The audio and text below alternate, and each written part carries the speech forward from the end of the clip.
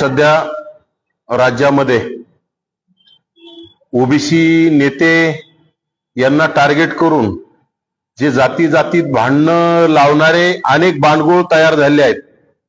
खरं तर सुरेश धस असेल, मनोज जरांगे असतील किंवा त्यांचे अनेक बजरंग सोनवणे, संदीप क्षीरसागर, कुठेतरी एखाद्या गोष्टीचा न्याय मिळवून देण्यापेक्षा, एखाद्या कुटुंबाला न्याय मिळवून देण्यापेक्षा यांनी राजकारण यामध्ये जास्त करून ओबीसी नेत्यांना टार्गेट करण्याचं काम सुरू केलंय। त्यानंतर ओबीसी नेते टार्गेट करत असताना अनेक जिल्ह्यामध्ये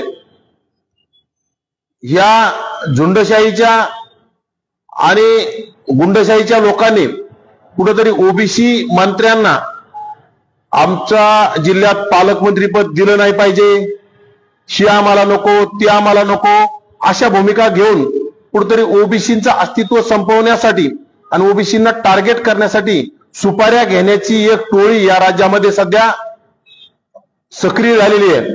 खरं तर त्यामध्ये दमानिया सुद्धा सहभागी आहेत, कारण दमानियाबाई ह्या पूर्वीपासूनच ओबीसी नेत्यांना संपवण्याच्या सुपाऱ्या घेण्यासाठी उतावीळ असतात।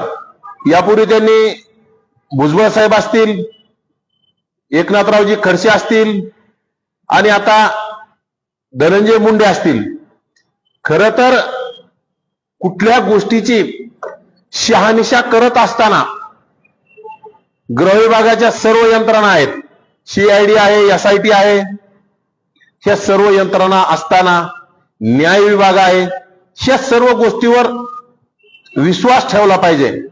जे कोणी दोषी असेल अशा लोकांना कारवाई होणारच आहे। आपण स्वर्गीय संतोष देशमुखांना न्याय मिळाला पाहिजे हे सुद्धा आपण अनेक दिवसापासून म्हणत आलो।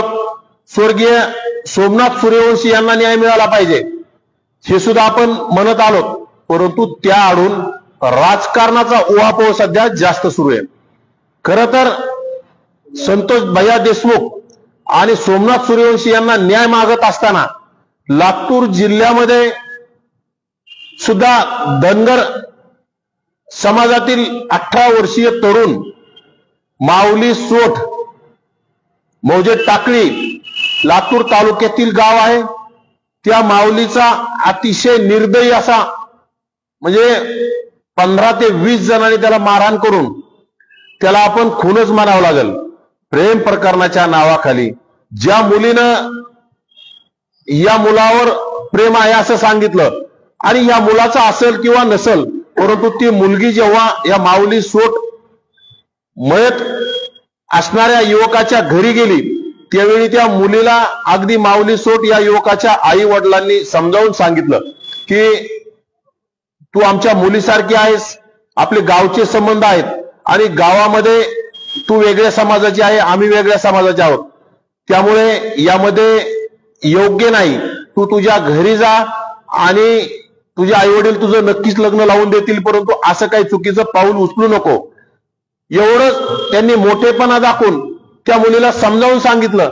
परंतु त्यानंतर त्या मुलाला 15 दिवसांनी अगदी विधानसभेची धामधूम, प्रचाराची धामधूम सुरू असताना गावामध्ये दुसऱ्या एका बाजूला काँग्रेस पक्षाची प्रचार सभा सुरू होती आणि प्रचार सभेला सगळे लोक तिकडे गेलेले असताना त्या माऊली सोट या तरुणाला या गुंडांनी, खरं तर मुख्यमंत्र्यांचे लाडके आमदार अभिमन्यू पवार यांचे हस्तक गोविंद डुरे नावाचा गुंड, ज्यावर अनेक त्याचे फोटो सोशल मीडियावर अभिमन्यू पवार सोबत आहेत आणि असे सुद्धा त्याचे घातक फोटो ज्यामध्ये हातामध्ये रिव्हॉल्वर असणारे त्याचे अनेक फोटो सोशल मीडियावर व्हायरल झाले आहेत। म्हणजे तुमच्याकडे रिव्हॉल्वर असली आणि तुम्ही प्रस्थापित धनदानगी असाल तर तुम्ही कुठल्याही समाजाला चिरडण्याचा मानस जर ठेवत असाल आणि कुठेतरी तुम्हाला सत्तेतील एखाद्या आमदाराचा, मुख्यमंत्र्याच्या लाडक्या आमदाराचा जर पाठिंबा असेल तर तुम्ही एखाद्या गरीब धनगर कुटुंबातील माऊली नावाच्या तरुणाला अतिशय बेदम मारहाण करून 15-20 जणांची म्हणजे एकत्र येऊन कुठेतरी संघटित गुन्हेगारी, अशा लोकांना मोका लागला पाहिजे. अशा लोकांची SIT मार्फत चौकशी झाली पाहिजे. परंतु यामध्ये असं होत नाही.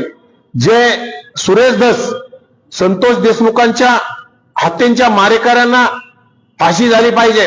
अनेक मारेकरी शोधण्याच्या वल्गना करत आहेत. मंत्री धनंजय मुंडेवर आरोप करत आहेत, मंत्री पंकजा मुंडेवर आरोप करत आहेत.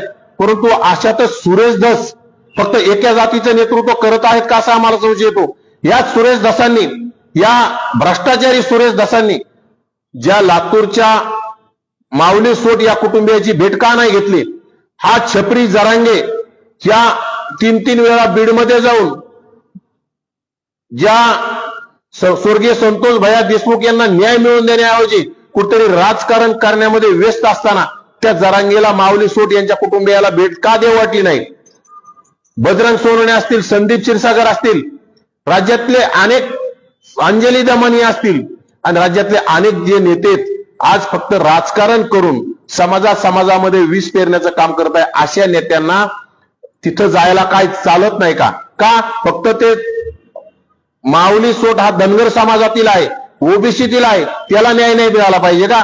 ज्याप्रमाणे संतोष भैया देशमुख यांची निर्गुण हत्या झाली, त्याचप्रमाणे माऊली सोट याची सुद्धा निर्गुणपणे 15-20 जणांनी ज्या हातात येईल काठ्या, लाठी, हातामध्ये रॉड असतील, तिलचे हातामध्ये गाडीचे शॉकअप असतील, आणि या सगळ्या दगडांनी यांनी त्यांनी ठेचून ज्या माऊलीच्या शरीरामध्ये कुठेही असं म्हणजे हाड सुद्धा शिल्लक ठेवलं नाही, आणि शरीरावर कुठं मार लागला नाही असं कुठेही ठिकाण राहिलं नव्हतं. म्हणजे त्या माऊलीला अगदी 2-2.5 महिने त्या कुटुंबानं 25 ते 30 लाख रुपये खर्च करून सुद्धा त्याला वाचवण्यात त्या कुटुंबाला यश आलं. अत्यंत गरीब कुटुंबीय 2 एकर शेती विकून त्याची हॉस्पिटलचं त्यांनी उपचारासाठी प्रयत्न केला, परंतु त्यांना माऊलीला वाचवण्यात सपशेल अपयश आलं. शेवटी माऊलीची 2-2.5 महिने उपचार घेऊन सुद्धा माऊलीची प्राणज्योत मालवली.